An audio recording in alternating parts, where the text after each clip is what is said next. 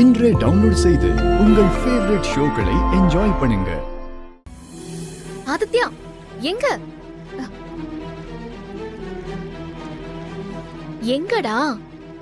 யாரையுமே காணோம். அம்மா, அந்த ஆன்ட்டி இங்கதாம நின்னுட்டு இருந்தாங்க. இப்ப எங்க போனாங்கன்னு தெரியல. ஒருவேளை உங்களை தேடிட்டு வீட்டு உள்ள போயிருப்பாங்க. இங்க யாரையுமே காணுமேடா. சரி வாங்க உள்ள போலாம். அவங்கள பார்த்தா யாருன்னு என்கிட்ட சொல்லணும். வா வாடா.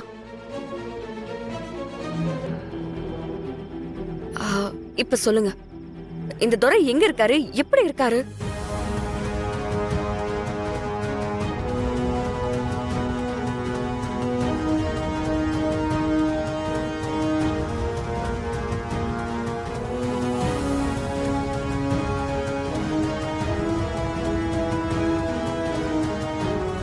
அப்போ அந்த கடங்கார துரை உழைச்சுக்கிட்டானா?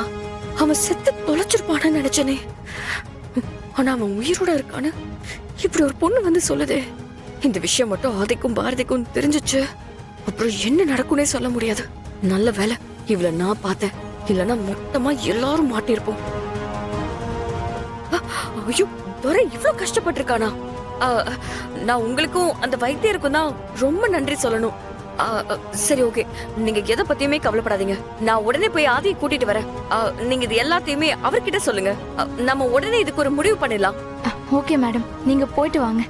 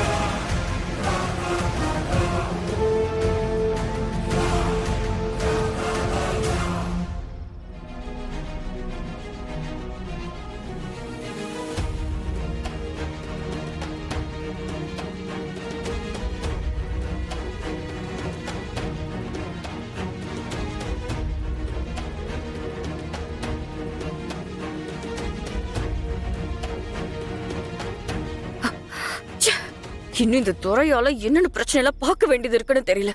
இன்னைக்கு மட்டும் இவ வேற யாருக்கிட்டயாவது பாரதிய பாக்கணும்னு சொல்லியிருந்தா மொத்தமா கதை முடிஞ்சிருக்கும். இந்த விஷயத்த உடனே பவானி கிட்ட சொல்லிடணும்.